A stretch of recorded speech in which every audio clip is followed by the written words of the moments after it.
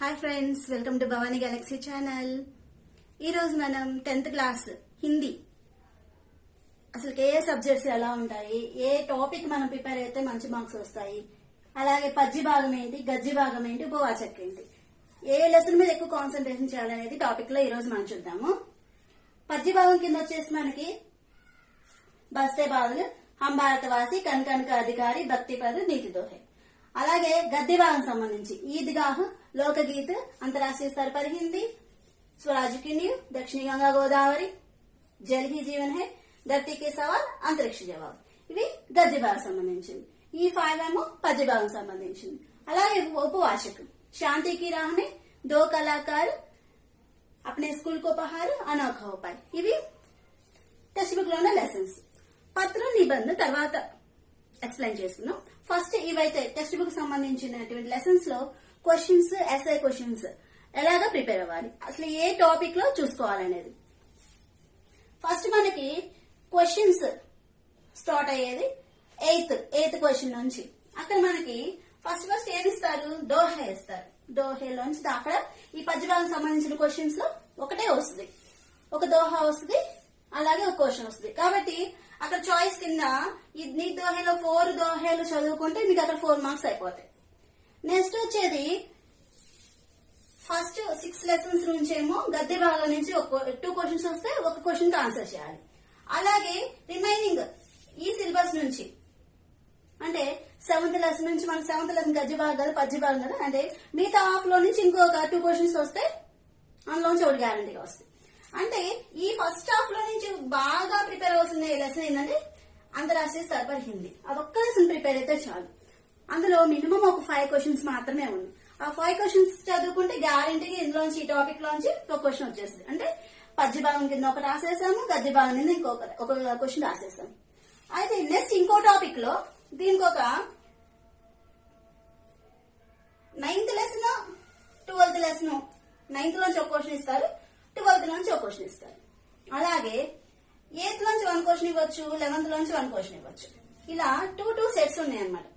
ఇవైతే గ్యారంటీ అంతర్రాष्ट्रीय स्तर पर హిందీలో నుంచి ఒక క్వశ్చన్ గ్యారంటీ అన్నమాట, ఇంకా అందులో డౌటే లేదు. ఈద్గాహ్ అంతర్రాष्ट्रीय स्तर पर హిందీ ఇవ్వచ్చు, లేదా లోకగీత అంతర్రాष्ट्रीय स्तर पर హిందీ ఇవ్వచ్చు. కానీ ఇక్కడ మాత్రము అంటే 9th లెసన్, 12th లెసన్ నుంచి ఒక క్వశ్చన్ ఇస్తారు. ఇందులో ఒక క్వశ్చన్, ఇందులో క్వశ్చన్. అలాగే 8th నుంచి ఒకటి ఇవ్వచ్చు, 11th నుంచి ఒకటి ఇవ్వచ్చు. మనం ఈ 4 లెసన్స్ లో ఏదైనా 2 లెసన్స్ పర్ఫెక్ట్ గా చదివి ఉండాలి. అంటే ఇక్కడ ఇందులో నుంచి మీకు ఇందులో ఏ లెసన్ బాగా చదువున్నారో అది చూస్ చేసుకోండి. దక్షిణ గంగా గోదావరి చదివారా, అదో వచ్చిందా, దానికి ఆపోజిట్ ఉన్నటువంటి లెసన్ స్వరాజ్ కి నీవు చూడండి. ఈ 2 లెసన్స్ చదవండి. అంటే ఇందులోంచి ఒక క్వశ్చన్ వస్తే ఇందులోంచి అంటే ఏ విధంగా సెట్ ఇచ్చినా సరే ఇందులోంచి ఒక క్వశ్చన్ రావచ్చు, ఇందులోంచి క్వశ్చన్ రావచ్చు. అంటే చూడండి 8th లెసన్ నుంచి ఒక క్వశ్చన్ ఇచ్చారనుకోండి, జల్ హీ జీవన్, ఈ 2 సెట్ అనుకున్నాం కదా. ఇది ఇస్తే ఈ లెసన్ లో నుంచి ఒక క్వశ్చన్ మీకు గ్యారంటీగా రాసేయచ్చు. లేదా దక్షిణ గంగా గోదావరి ఉంది కదా, ధర్తీకి సవా అంతరిక్ష జవాబు ఉంది కదా. సరే ఒకవేళ ఈ లెసన్ మీకు వచ్చింది అనుకోండి, అట్లా అంటే ఈ 2 లెసన్స్ గానీ లేదా ఈ 2 లెసన్స్ గానీ చదివితే ఒక క్వశ్చన్ వచ్చేస్తుంది. మీకు ఈజీగా క్వశ్చన్స్ తక్కువ ఉండాలి అంటేనేమో ధర్తీకి సవా అంతరిక్ష జవాబులో తక్కువ క్వశ్చన్స్ ఉన్నాయి, ఎక్కువ లేవు, ఇది ఒకటి చదువుకోవచ్చు. అలాగే దక్షిణ గంగా గోదావరి గాని స్వరాజ్కి నీవు ఇందులో నుంచి ఇలా అంటే మీకు తక్కువ క్వశ్చన్స్ ఉన్నాయి, ఏదో ఉన్నాయో అది దీంట్లో తక్కువ క్వశ్చన్స్ ఉన్నాయండి. అలాగే స్వరాజ్కి నీవు కూడా ఒక చదవాల్సిన క్వశ్చన్స్ 6 or 7 ఉంటాయి, బాగా చదవాల్సినవి. దక్షిణ గంగా గోదావరిలో కూడా అంతే. అంటే ఈ 4 లెసన్స్ ఏ కంటెంట్ ఉంటాయి చూడండి. 8th లెసన్, 11th లెసన్ కలిపిస్తారు, 9th లెసన్, 12th లెసన్ కలిపిస్తారు. అంటే ఈ రెండిట్లోంచి ఈ 2 లెసన్స్ అయినా పర్ఫెక్ట్ అయి ఉండాలి, ఈ 2 లెసన్స్ అయినా పర్ఫెక్ట్ అయి ఉండాలి. లేదా 8th లెసన్ చదువుకొని 12th లెసన్ చదువు రావాలి. లేదా అలాగే 9th లెసన్ కానీ 11th లెసన్ కానీ ఈ 2 లెసన్స్ అంటే ఎనీ 2 లెసన్స్. అంతేగాని 8th లెసన్, 11th లెసన్ 2 చదవాలనుకోండి, అక్కడ ఈ సెట్ వచ్చింది అనుకోండి మీరు ఇబ్బంది పడతారు. కాబట్టి ఈ 4 లెసన్స్ లో మీకు కావాల్సినవి మెయిన్ ఈ లెసన్ చూసుకోండి.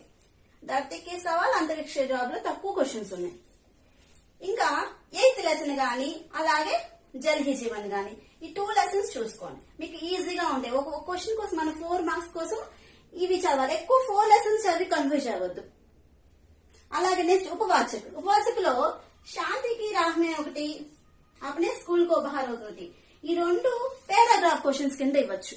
అంటే ఇది కానీ లేక ఇది కానీ, దీంట్లోంచి క్వశ్చన్స్ అడిగేటువంటి అవకాశాలు చాలా తక్కువ ఉన్నాయి. నెక్స్ట్ ఇక్కడ దో కళాకారు అనోఖోపై ఈ 2 లెసన్స్ నుంచి ఇందులోంచి ఒక క్వశ్చన్ వస్తుంది, ఇందులోంచి ఒక క్వశ్చన్ వస్తుంది. దాంట్లో చాయిస్ మనకి తీసుకోవద్దు. దో కళాకారులో 3 క్వశ్చన్స్ ఉన్నాయి, అలాగే అనోఖోపాయిలో 3 క్వశ్చన్స్ ఉన్నాయి. మీరు కొంచెం హిందీ చదివే పిల్లలు అయితే ఇందులో 3 క్వశ్చన్స్, ఇందులో 3 క్వశ్చన్స్ నేర్చుకోండి, 6 క్వశ్చన్స్ వస్తాయి. లేదా మాకంత నాలెడ్జ్ లేదు, మేము చదవలేము, మాకు లిమిటెడ్ గా కావాలి, తక్కువే చదవగలన్న వాళ్ళు దో కళాకార గాని లేదా అనోఖోపాయి ఈ 2 లెసన్స్ లో ఒక లెసన్ చూస్ చేసుకొని చదివి ఆ క్వశ్చన్స్ ఎగ్జామ్ లో రాసేటట్లుగా చూసినట్లయితే మీకు ఈజీగా ఉండదు అనమాట. ఇది క్వశ్చన్స్ సంబంధించి. ఇప్పుడు ఎస్ఏ క్వశ్చన్స్ 8 మార్క్స్ క్వశ్చన్స్. దీంట్లో బస్తే బాధలు గాని కనకాధికారి ఈ 2 బాగా ప్రిపేర్ అవ్వండి. ఇంకా భక్తి పద అన్ని చదవాలంటే చాలా ఇబ్బంది పడతారు. ఆల్రెడీ మీకు భక్తి పదలో మీరాబాయి రైదాస్ 2 చదవాలి. ఇక్కడ మాత్రము బస్తే బాధలు కనకాధికారి ఈ 2 ఎస్ఐ క్వశ్చన్స్ కింద ఇస్తారు. ఈ 2 ఒకటి మాత్రం గ్యారంటీగా వస్తుంది. ఈ 2 బాగా ప్రిపేర్ అవ్వండి. నెక్స్ట్ ఇక్కడైతే ఈద్గాహ్ లోకగీత్ ఈ 2 చదువుకోండి. ఈ 2 నుంచి ఒకటి గ్యారంటీగా వస్తుంది అనమాట. అంటే ఇక్కడ ఒక రెండు ఎస్ఐ క్వశ్చన్స్, ఇక్కడ ఒక 2. ఈ 2 నుంచి గ్యారంటీగా ఎగ్జామ్ లో మాత్రం ఉంటది. ఎందుకంటే ఫస్ట్ హాఫ్ లోంచి ఒక ఎస్ఐ క్వశ్చన్ ఇస్తారు, సెకండ్ హాఫ్ నుంచి ఒక ఎస్ఐ క్వశ్చన్స్ ఇస్తారు. ఆల్రెడీ మీకు ఇక్కడ పద్యభాగం నుంచి ఈ 2 ఉన్నాయి, బస్తే బాధలు కనకాధికారి. ఇక్కడ ఇదేమో ఈద్గాహ్ లోకగీత్. వీటిలో నుంచి తప్ప ఎస్ఐ క్వశ్చన్స్ అనేది దేంట్లో నుంచి కింద ఆ పార్ట్ లో నుంచి ఇవ్వచ్చు. మినిమం ఈ గనుక మీరు చదువుకొని ఉంటే ఈజీగా వచ్చేస్తాయి. ఇంకా ఒకటి చాయిస్ ఉంటుంది కదా, 2 లో నుంచి చాయిస్ ఉంటుంది. ఆ చాయిస్ లో నుంచి ఒకటి మీకు గ్యారంటీగా ఇందులోంచి ఉంటుంది అనమాట. ఎక్కువ నేర్చుకొని తడబడి ఏం చేయాలో అర్థం కాక డౌట్స్ పడుతూ సిలబస్ అంతా తల మీద వేసుకొని చదువుకోవద్దు. ఈ ప్లానింగ్ ప్రకారం కనుక మీరు చదువుకున్నట్లయితే క్వశ్చన్స్ కవర్ అవుతాయి, ఎస్ఏ క్వశ్చన్స్ కూడా కవర్ అవుతాయి. అంటే ఇప్పుడు మొత్తం ఎన్ని మార్క్స్?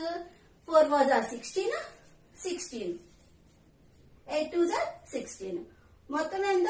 32 మార్క్స్ ఇక్కడే వచ్చేస్తాయి అన్నమాట. 4 క్వశ్చన్స్ రాయాలి, 2 ఎస్ఏ క్వశ్చన్స్ రాయాలి, ఇక్కడే ఉంటాయి.